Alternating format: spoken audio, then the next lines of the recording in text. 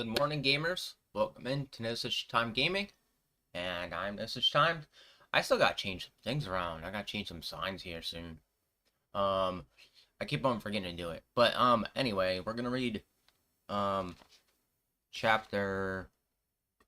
I believe we're on 18 today. So let me check before we do that. Um, I woke up this morning. Everything was perfectly fine. No mishaps, no people coming to my door today, just me waking up, having coffee, and sitting here getting ready for this, which was a great time. I love it. I love when I can just wake up and nothing weird's going on. So hold on, let me see here where we're at.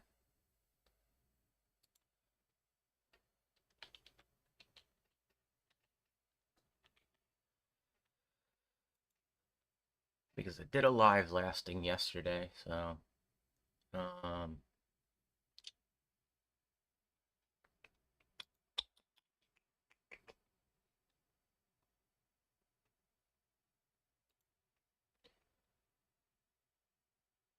so yes, we're on chapter 18 in Exodus right now, so let me get back to the screen. Alright, so let's just start with chapter 18. Jethro visits Moses. Now, Jethro was a priest of Midian and father-in-law of Moses. Heard of everything, and father-in-law of Moses heard everything God had done for Moses and for his people, Israel, and how the Lord had brought Israel out of Egypt. After Moses had sent his wife Zipporah, his father-in-law Jethro received her and her two sons. One son named Germash, for Moses said, I have become a foreigner in a foreign land.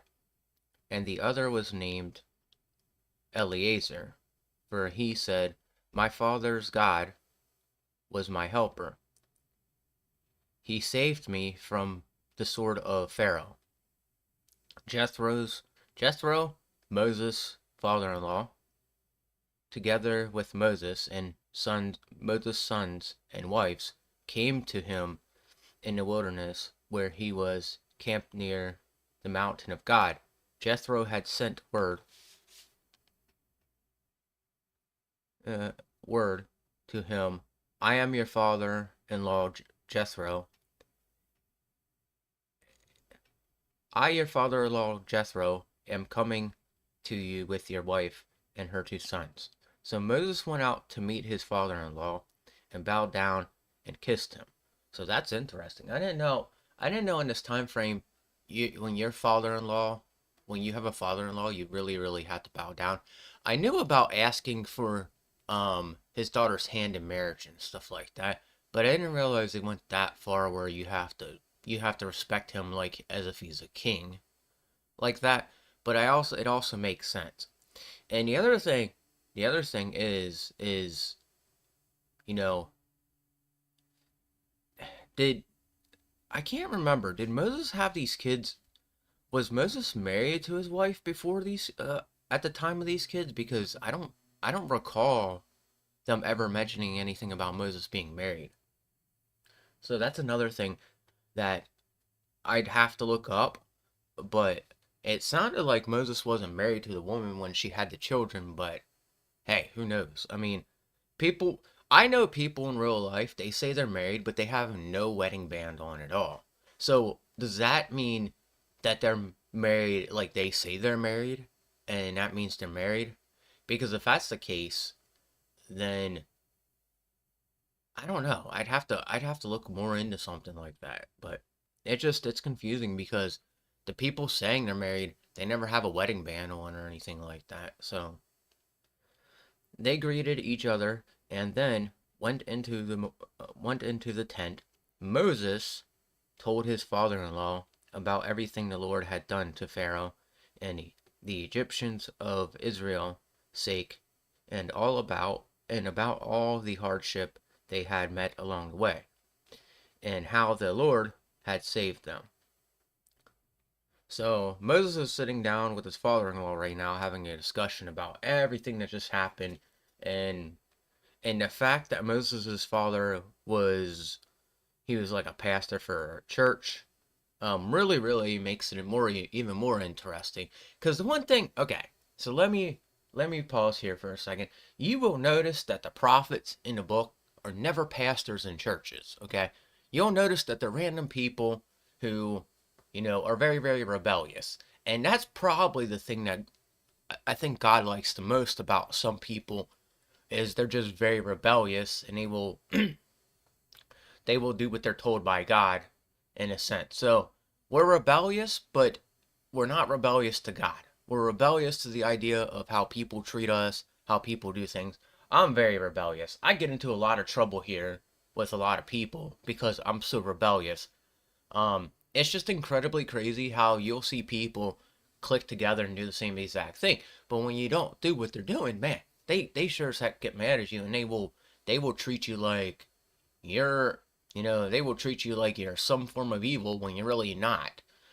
The, you know, and then what's even more interesting about the concept is the guys that are usually the guys out there doing the bad, those are the guys that intertwine with those cliques the most. So there's some sort of evil at work with all that kind of stuff.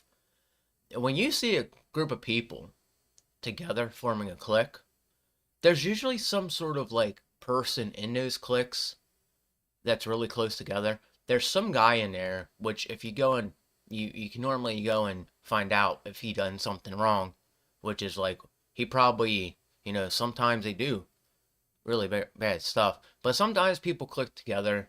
Um, they're not all bad. Sometimes they click together and they're all good. So it just depends on what you're looking at. But there are moments where I see people click together and I'm like, man, you're allowing this guy that I've known to do some horrible stuff. You're allowing yourself to be okay with that. Like, and, you know, and we've gotten to this point where we've just accepted it as okay. This is why I talk about this stuff like homosexuality, no matter how you put it, is not okay. It's unacceptable. All right? That's why we would say, repent for your sins, come to Christ, and you can change. You have time to change. You know, and some people, part of the issue with that is some people can't. And well, they can, but they just act like they can't. So in their mind they're like, well, I did this already and I'm attracted to I'm like a man attracted to man.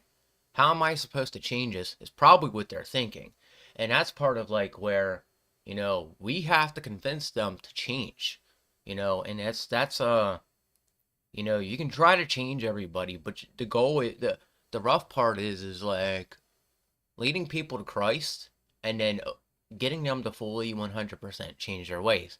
That is one of the most hardest thing to do, and we don't 100% have to change our ways, but we have to come to Christ, and there's some things we have to let go of. And that's what I've been doing, and that's what a lot of people should be doing. But going back to the very beginning of this whole like speech I'm having, you'll notice that the prophets are never a preacher in a church. The preacher in a church is totally different. As for me, I'm an average guy, you know, but I'm very rebellious to certain things, and it's gotten to the point where my rebelliousness has gotten me into so much trouble at some points. I've had people pull up information on me, and I'd explain. I was like, look, I was in a situation where I was trying to save a woman, and I got called. I saved a bunch of people in my life, by the way. Um, yeah, it's crazy. What I've done in my life that made me into people. People have literally called me Batman over it. Okay, that's how many people I've pretty much saved by my own like intuition. Actually, my intuition will pick up sometimes around really bad people, and I'll question it, and it's just incredible how like my mind works, and I don't know how people don't have an intuition where they can sense when something bad is happening or something good. And the worst part is their intuition isn't sharp enough to pick up on who is in the wrong for something, You can always tell who's in the wrong for something, especially when you're the outcast like me. you can normally tell that there's within each crowd, if you're the outcast and you're getting picked on, there's always some sort of like dark character in there that's persuading everybody to do that against you.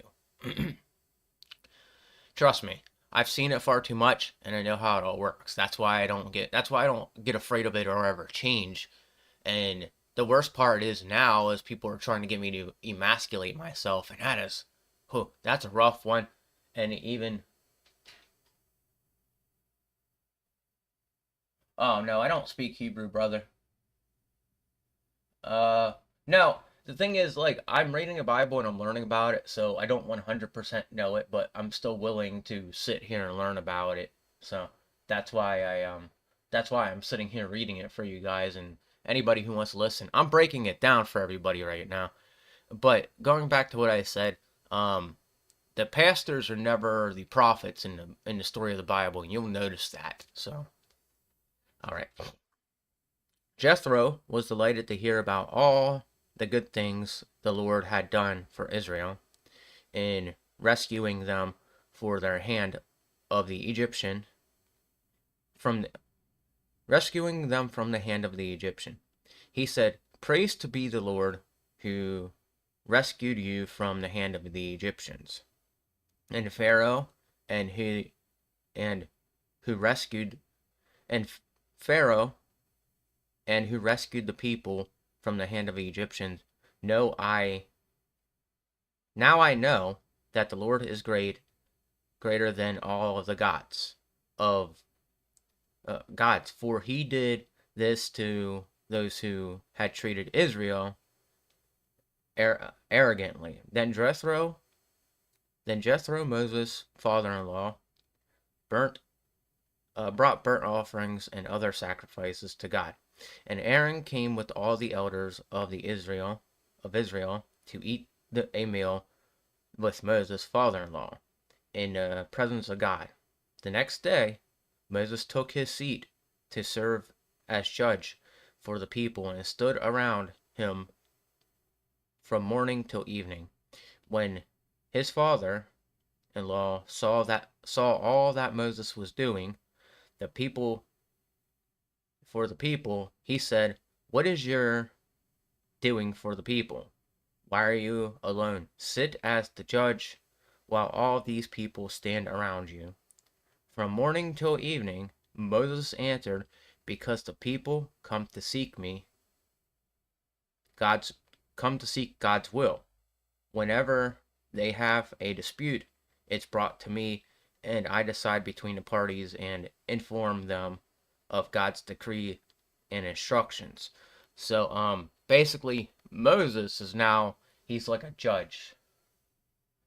Um, I'm reading I'm reading the book, New International Version, by the way, which I did something the other day. So I'm talking to somebody on YouTube right now, if you guys are wondering. Um, I had this book the other day, and I was following the person on YouTube, and it's not exactly the same, but the same. It's like it's slightly altered.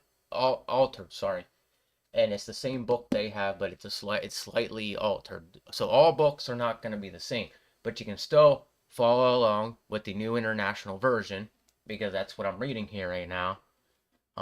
So that way in the future, and we're reading chapter 18 right now, and we're all the way on verse 17 right now, in the chapter's called Jethro visits Moses. I'm only doing a little bit more because I'm switching over to talking about games here soon. So you're more than willing to follow along, dude. But I'm breaking down and explaining everything to everybody. So, yeah, Moses became a judge amongst the people because he had God inside of him, God flowing through him, and he followed God's orders so much. So it's it'd be incredible to see somebody become a judge that has that level of God flowing through them because you know it's it's crazy to know that to let God flow through you and become a judge. That would be the ultimate judge right there. That would be the judge that would be like, okay, we're gonna make a decision and we're gonna follow God. And I know the judge and jury. thing at courts.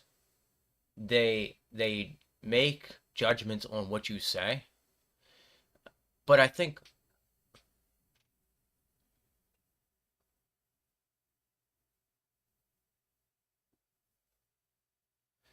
well, I didn't. The thing is, like, I'm just reading where they're getting out of Egypt right now is where I'm at right now. So he brought everybody out of Egypt, and then later on we'll find out more about what you're talking about because I think I know what you're talking about because I heard it, but I need to really read it to understand it. So that's why um I think I know which one you're talking about. So um but yeah, it's interesting to see that Moses had become a judge all because of the Lord flowing through him like that. So Moses' father-in-law replied, "What are you doing? What you are doing is not good. You and these people who come to you will only wear yourselves out. The work is too heavy for you. You cannot handle it alone. Listen to me, and I will give you some advice. And God may be with and may God be with you. You must be the people's representative before God and bring their dispute to him. Teach them his decrees and instructions, and show them the way they are to live and how they are to how they are to behave. But select capable men from all people, men who fear God, trustworthy men who hate dishonest gain, and opponent and appoint them as officials over thousands, hundreds, fifties, and tens. Have them serve as judge for the people at all times, but have them bring every difficult case to you. The simple cases they can decide themselves. That will make your Lord lighter because they will share it with you. If you do this, and God so commands, you will be able to stand and strain, and all these people will go home satisfied. Yeah, so I guess this is how courts were made back in the day. It was made through God. Thank you, Yaakov, the learner. Thank you very much.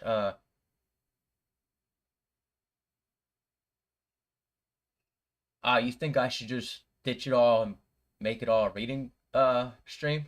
I do that on my other channel, man.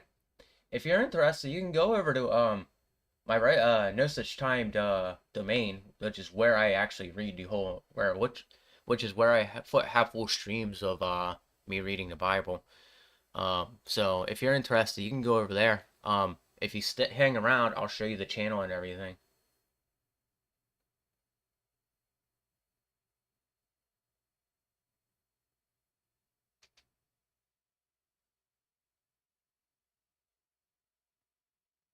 Yeah, go ahead. Hang around here. Keep listening and all that. I'll show you guys the channel towards the end. But yeah, it's you know it's really cool. I forgot to record this. Oh well, I'll go back and record it after I'm done. Um, but it's really interesting to see how judges and courts were made back then in a day, considering the fact that like, we're so far in a different time. But you noticed how in court they're always like right hand up to God, you speak the truth. And the problem is with the truth. The truth can be altered by a bunch of us, and that we still would believe that sometimes what isn't the truth may actually be the truth, and it's because of what the media has done to everybody. And that's why there's some aspect to it that there is behind media. There's always some sort of like evil intentions behind it, you know? And that's why, like, I don't follow the news anymore because the news is all filled with like really bad and evil intentions. And then just recently,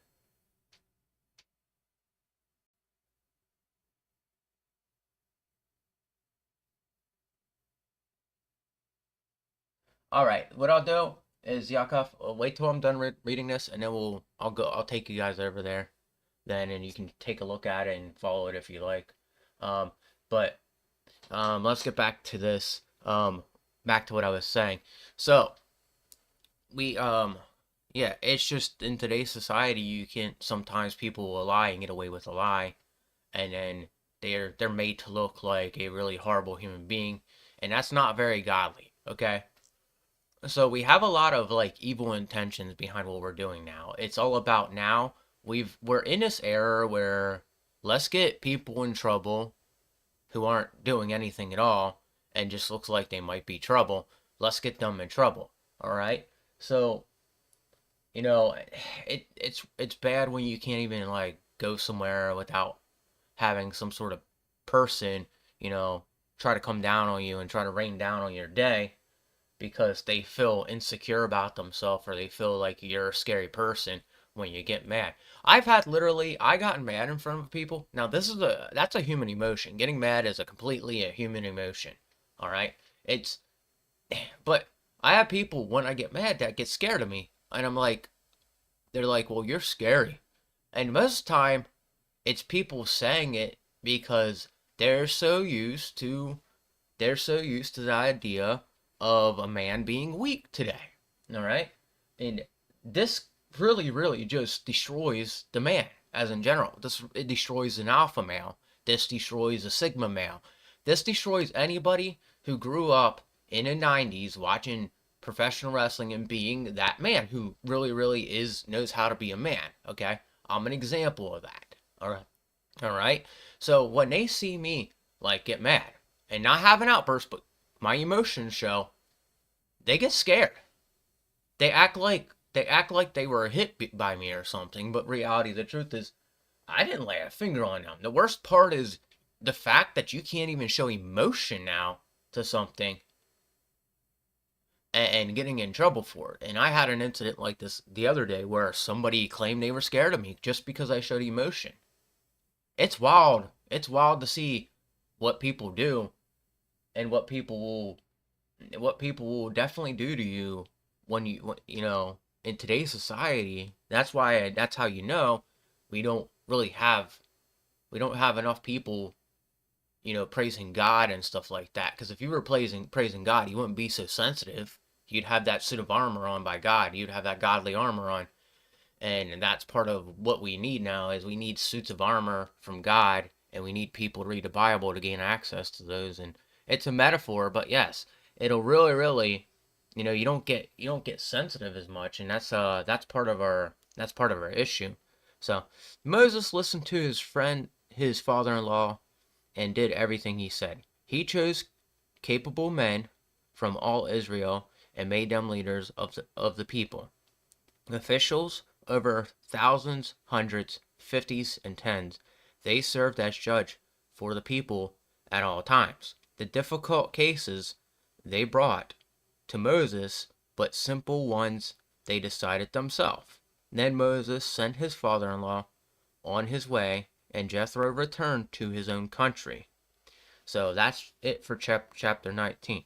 So his father gave him advice, which was it's a pastor. So sometimes, like I said again, the pastors are like the prophets, but the pastors are never prophets. They understand what God wants and they just have a sense for it. Prophets are a bit different. Prophets are a body used to do God's work, but the more rebellious version of it. The pastors are there to run the church. The prophets are there to be leaders and do rebellious things under God. That's what I'm picking up on with this whole thing. When you sit there and you look at it, yeah, it really seems like it's really interesting when it comes down to it. But all right, let's see. Yakov, here's my channel, buddy. If you want to follow it, you're more than welcome to. It's all about the Bible. I streamed yesterday over there. I should actually just start streaming the Bible every morning and using this platform, the gaming platform, for like talking about gaming when I can. Because I'm looking at my stream, and my stream always gets pretty good amount of people to come in and praise the Lord and get with God and all that. And I think this would make my channel I think this would really work better for my channel. I'm glad you gave me that. Maybe that was God giving you an answer for me. So, but yeah, Yakov, if you're watching, this is what you do, buddy. You come over here and you follow me. The gaming channel is it's completely dead. And like if you go to my gaming channel over here, I'm not even doing really well on this channel. It's kind of incredibly crazy to see that I've had it for longer and nothing's going on with it. So I think Yakov had just shown me something. Maybe that was God showing me something through Yakov here, because he said, um, he said that I should just wake up every morning and do Bible streams, which would make sense for me to do that. So that way I don't have to go back and record everything and you know, but I'm gonna sit on that and think about that and get an answer from God. So all right, let's get into the gaming news for today. All right, so gaming news. Let me put this away.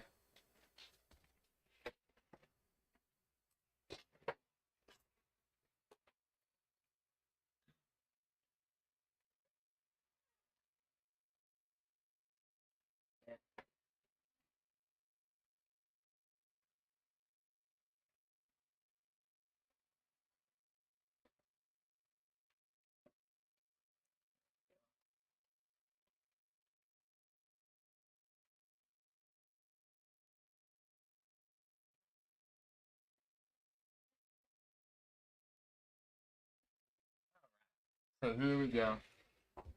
Now, um, let's see. Microsoft lays 1,900 staff from its video game workforce. So,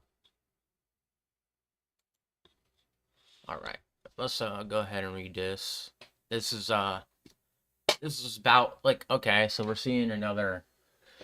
This has been going on for like months now in the video game community. If you've been paying attention, this started like like before the new year. We kept seeing this go on and on and on, and we kept seeing all these layoffs.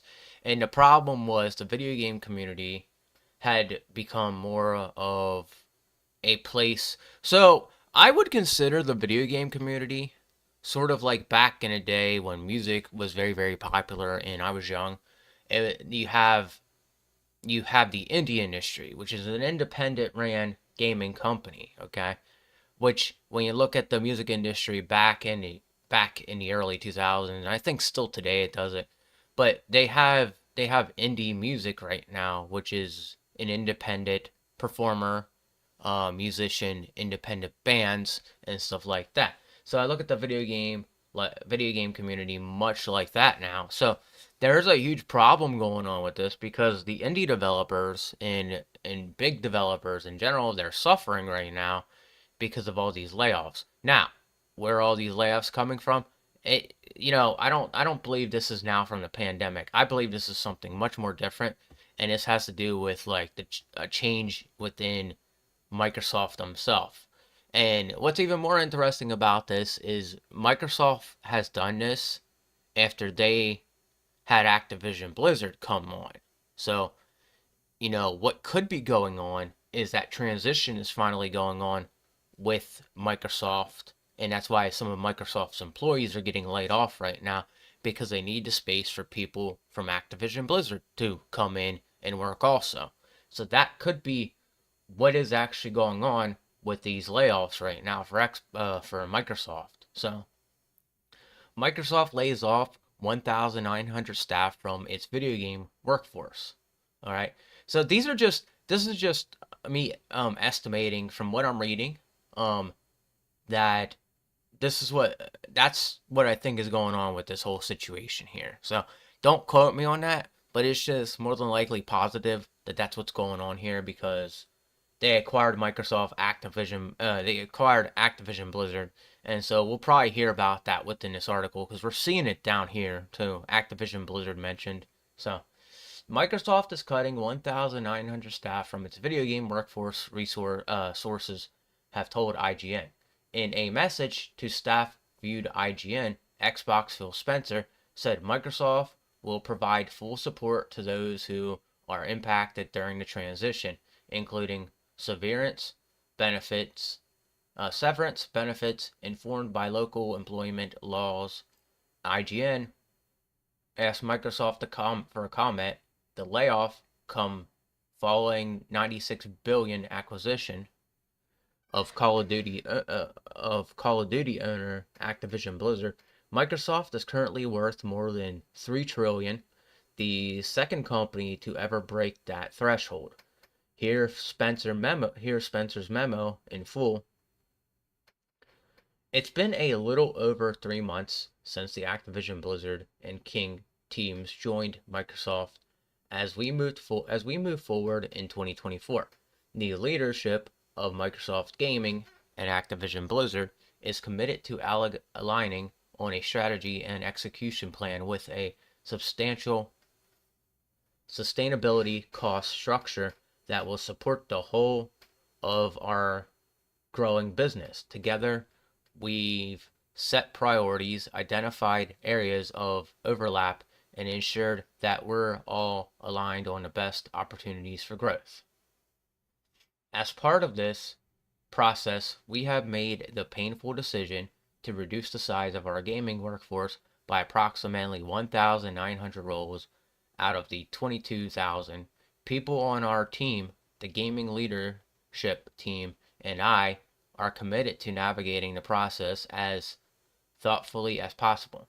The people who are directly impacted by these reductions have all played an important part in the success of Activision Blizzard ZeniMax and the Xbox team.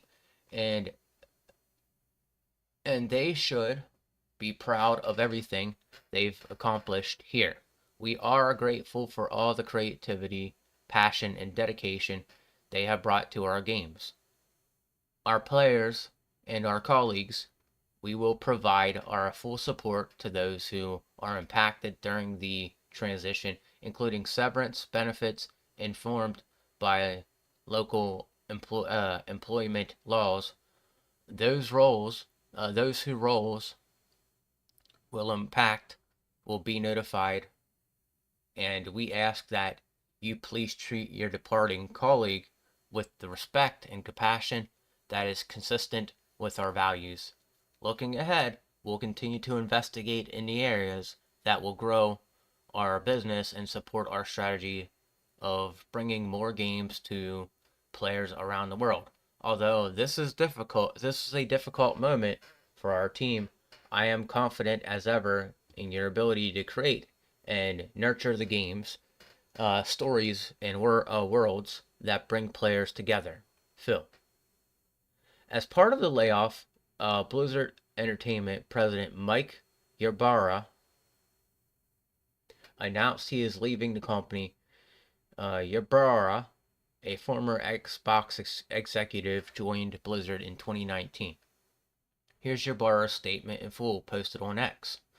I want to thank everyone who is impacted today for their meaningful contributions to their teams. To Blizzard and players' lives, it's incredibly hard, and my energy and support will be focused on on all those amazing individuals impacted. This is no way a reflection on amazing work. This is no way a reflection on your amazing work. If there's anything I can help with, connections, recommendations, etc., DM me. To the where did that go? To the Blizzard community, I also want to let you know. I want to let all you know today is my last day at Blizzard, leading Blizzard through an incredible time and being part of the team, shaping it for the future ahead.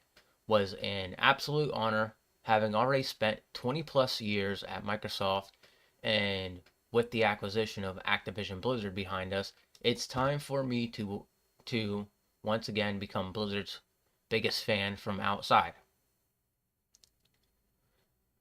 To the incredible teams at Blizzard, thank you. Words can't express how I feel about all of you You are amazing. Continue to do incredible things and always keep Blizzard Blue and the player at the forefront of every decision. To all those who impacted today, I am always available to you and understand how challenging today's news is. My heart is with each one of you. Blizzard's chief design officer and co-founder Alan Adham is also leaving the developer behind. World of Warcraft, Diablo, and Overwatch, its long in development survival game, dubbed Odyssey, and it is canceled in December 2022. Cabrera said the team working on it doubled over their previous years, with plans to grow even further. So I'm gonna just bring this up, but there's been a lot of things going on where we're seeing these companies come out with games. All right, and there was a game just recently that was an indie game, and what's happening is interesting because they will go people from people. How do I want to say this? People. There was a game that was supposed to come out recently that really people were like, man, this looks like a copy of this, blah blah blah. And lately we've been seeing a lot of that. We've been seeing a lot of complaints about indie games coming out and just copying other games, okay? Like Power World, for example. Power World's that game right now that everybody's talking about, and really everybody's just like, whoa, this game is like Pokemon. They should shut it down and get a ban. And the reality of the truth is, I think from what I got from the article that came out yesterday, is they tried looking at it and they can't find anything. So we see a lot of people throwing hate at the indie games for some reason, and I don't know what's going on with that. But there's this like whole crowd of people on the internet just waiting for indie games to come out. As of recently, I've noticed this. But they wait for certain indie games to come out, and then they go and they completely bash on it and say it's a horrible game. And I don't really understand the premise behind it. There's a lot of really awesome indie game developers out there that I watch or keep track of, and they really show how good they are at their craft. Okay, like MVG is an example and all that.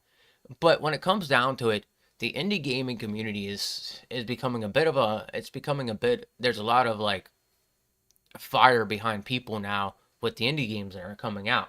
And it wasn't like this a few months ago. All of a sudden, we started seeing people lash out about like indie games and all that, and making a big deal about indie games. That it's like you'll see this progress. This isn't the first time. This isn't the first time you've. Where did I even start talking about this? Oh, okay. So it was right here. It's a long development of it. Okay, so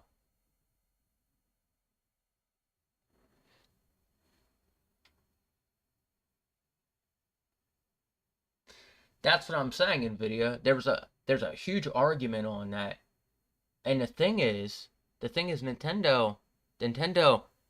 There's so many reasons Nintendo can't sue them either, because when you look at it, you have games like Yokai Watch that came out. You have there's a couple other games very much like Pokemon that, even if you browse the internet here, all right, let's go in and look at something, okay? So I did this the other day with you guys just to show you an example of it. But we have games right here that are very similar to Pokemon, okay? Now, is anybody looking at these like, man, Nintendo needs to sue them because this is like Pokemon. So, right here's an example of an older Pokemon game that's been around forever, if I can view it, that just, you know, people should have gotten on this case. But the reality of the truth is, nobody did anything about this. This is one of those games that I've seen forever existed, and nobody said anything. And you can go down and see that it's all very much the same, like Pokemon. Like, this is another one that people did not look into, and were like, okay. Yeah, that's no, I know what you're saying. I'm just giving examples to people who don't understand why we're talking about this in video. Because, I Power World, the reason I'm not playing it because it's unfinished. That's the reason I'm not playing it because there's maps missing. There's a part where I watched somebody go into a cave and they were just totally confused about it because the map isn't there. So you know, what's Beastie Bay? Beastie Bay had to be very similar, I bet. But yeah, this is why I'm kind of like against people like even trying to sue anybody because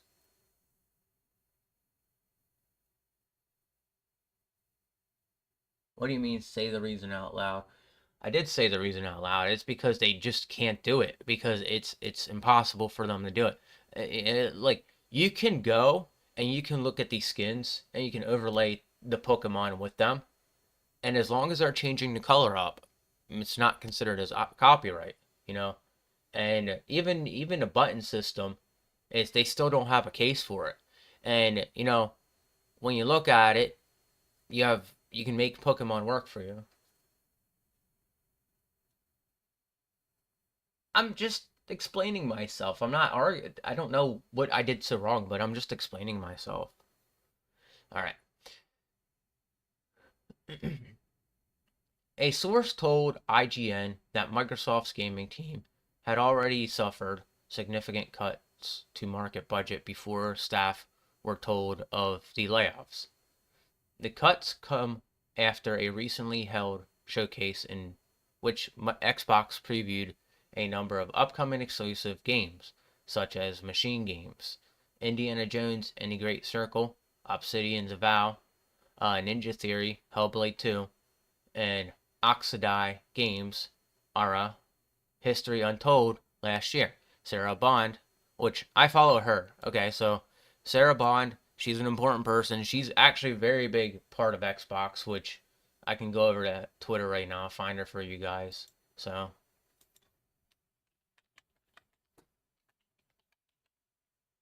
um, that's not that's not her. So,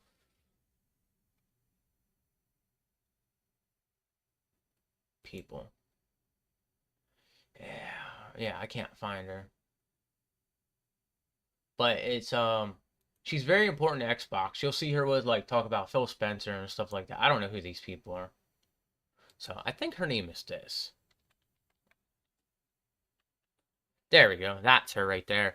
She's an important part of Xbox. So if you want to know stuff about Xbox, she's somebody to follow. Phil Spencer, all those guys part of Xbox, are people you want to follow. So yeah. All right, back to that. So Sarah Bond was promoted to Xbox president and Matt Booty was promoted to president game, content, and studio and Xbox leadership shakeup. So Matt Booty's another important character, another important factor to Xbox as well. Layoffs are sweeping the video game industry, with a number of high-profile studios cutting off staff or shutting down, in stark contrast to a year of blockbuster video game hits. One of the biggest ongoing industry trends in 2023 was the prevalence of mass layoffs, and they have continued into 2024. Well, actually, figures are difficult to obtain. Estimates suggest that suggest the number of workers laid off in games last year approached or exceeded 10,000, and 2024 isn't looking much better. A recent GDC survey of developers suggests one-third of all game developers were impacted by the layoff last year, either directly or by witnessing them happen at their company. That's weird. So even even looking at one, even seeing this happen, you're still affected by it apparently. That's a weird way to put it, but okay. That's very weird. All right. I don't know how that would work. Like, they just don't.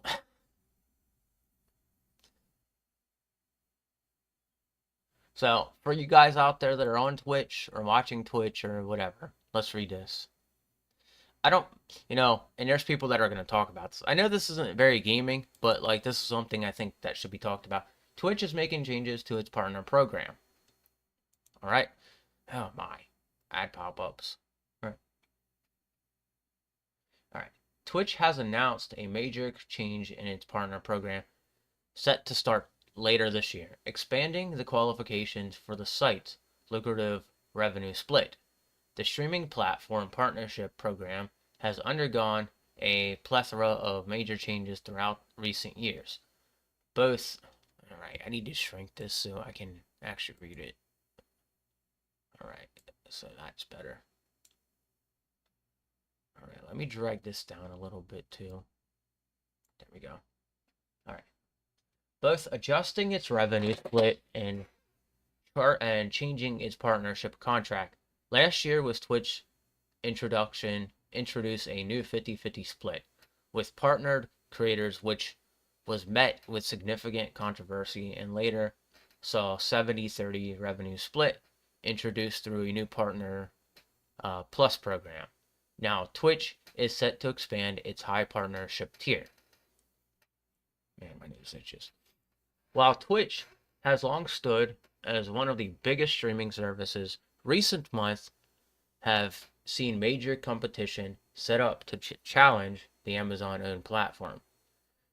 New startup Kick, co-founded by popular streamer Trainwrecks, has several popular band creators like Aiden Ross and Amaranth migrate to the website. YouTube has also continued to pose a major threat to Twitch's dominance, with beloved content creators like Moist Critical ending with exclusivity with the site. Now, however, Twitch is looking to make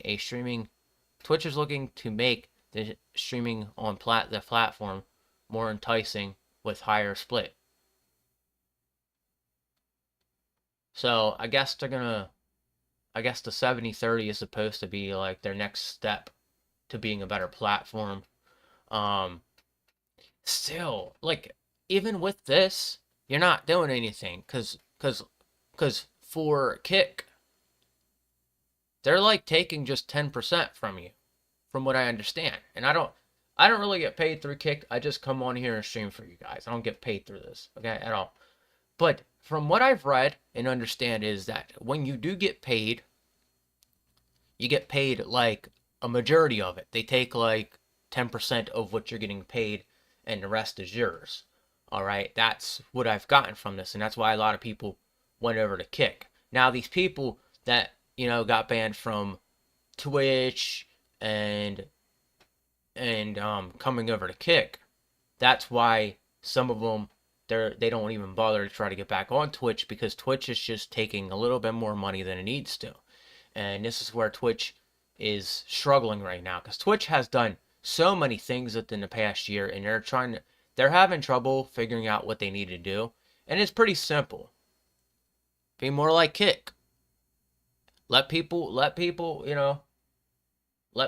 it. Let people, have freedom of speech. That's another reason why people leave your platform, because I can say a word on Kick that I can't say on Twitch.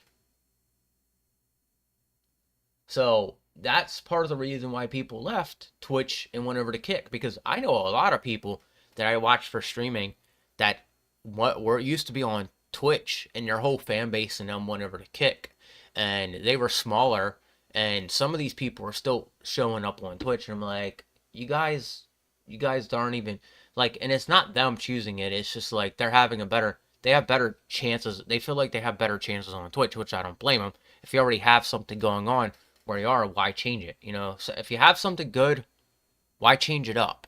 Especially when the good thing can continue to progress. There's some things in life that you just don't change. Okay, that's good, and you don't change it. There's other things in life you have to change, or the change is like going to be better for you, or things like that. Always remember, ladies and gentlemen, keep an open mind. Okay, how I go through life is keeping an open mind about everything. Like, example, if you do something, okay, let's just say you have a console, okay? But yet, for me, what I do is because I have the Nintendo Switch, I have a PC, I don't feel the need to run out and get an Xbox or a PlayStation.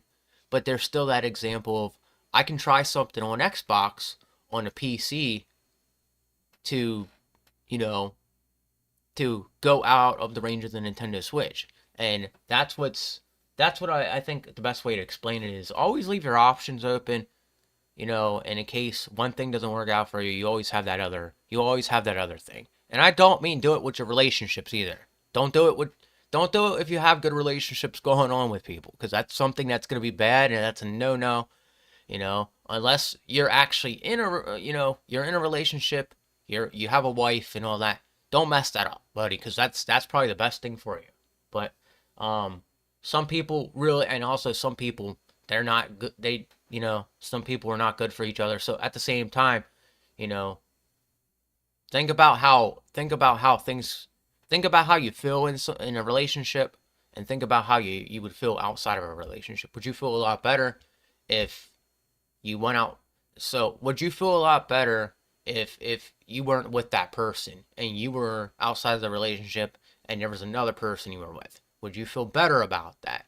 That's something you got to keep in mind. If you're in a basic relationship where you're boyfriend and girlfriend, you don't have to stay together. There's a reason that you're just boyfriend and girlfriend, okay? And it's something to think about.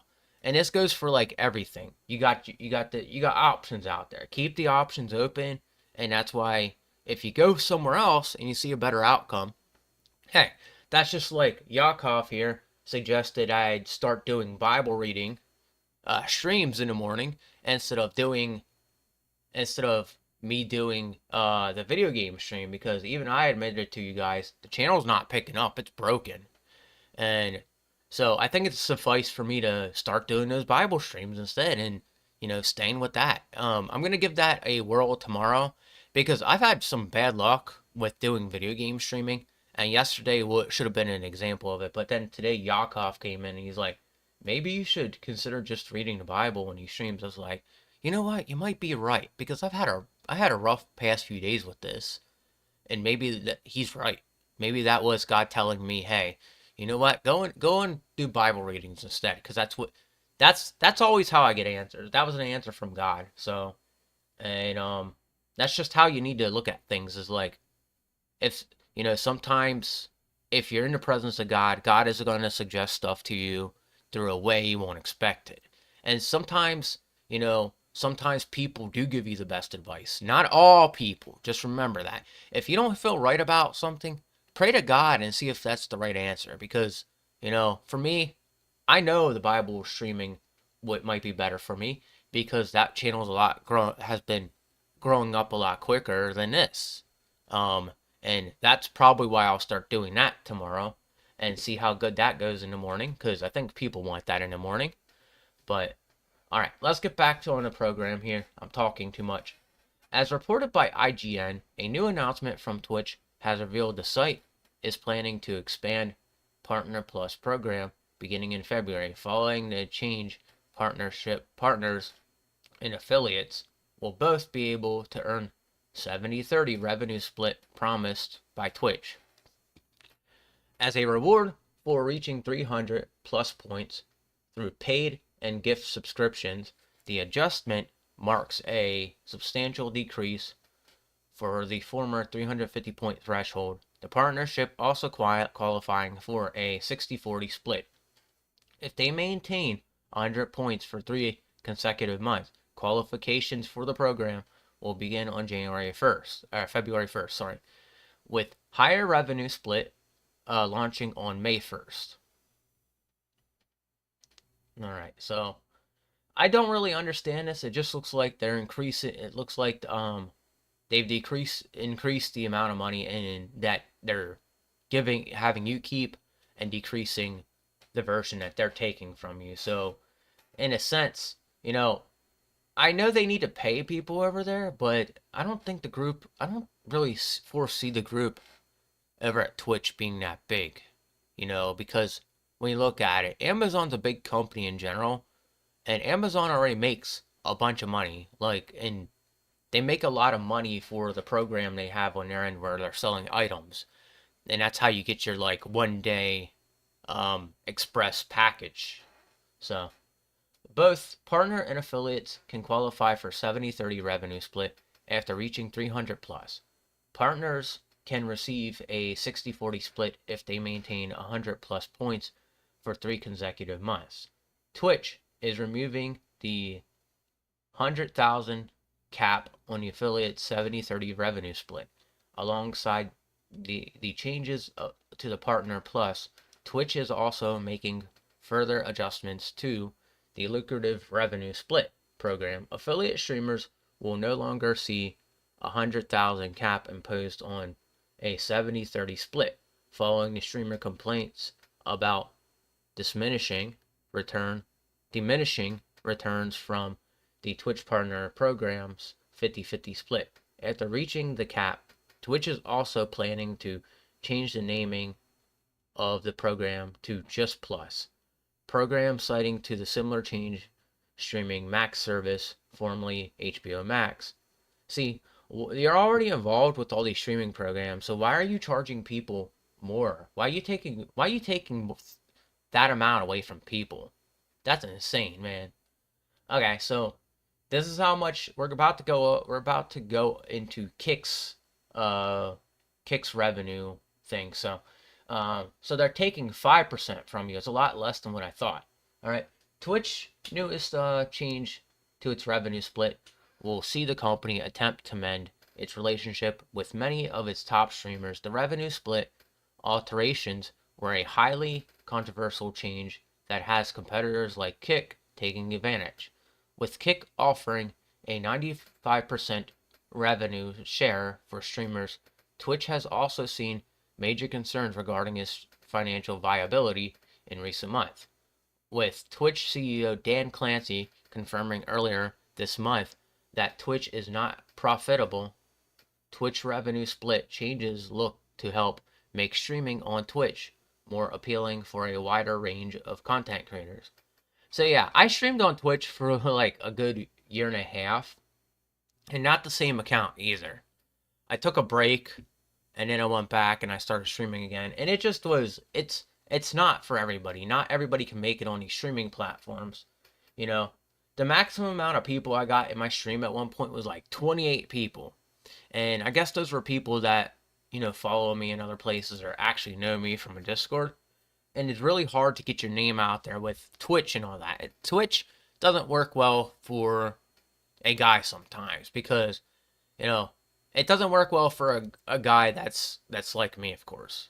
Because, some of these streamers, no offense, but the streamers look too pretty. Some of those streamers are pretty women, okay? I'm not a pretty girl.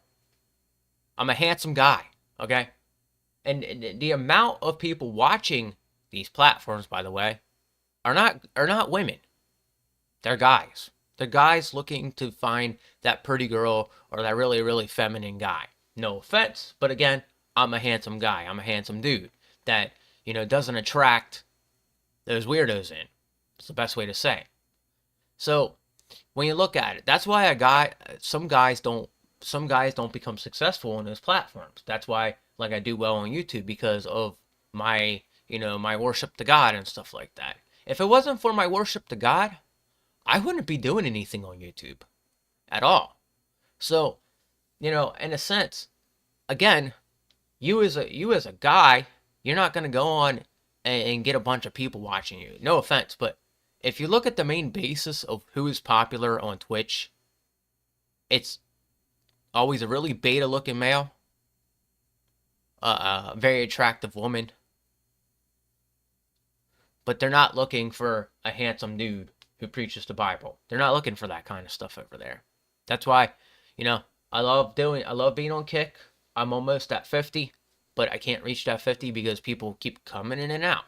And, it's because they're disagreeing with what I say.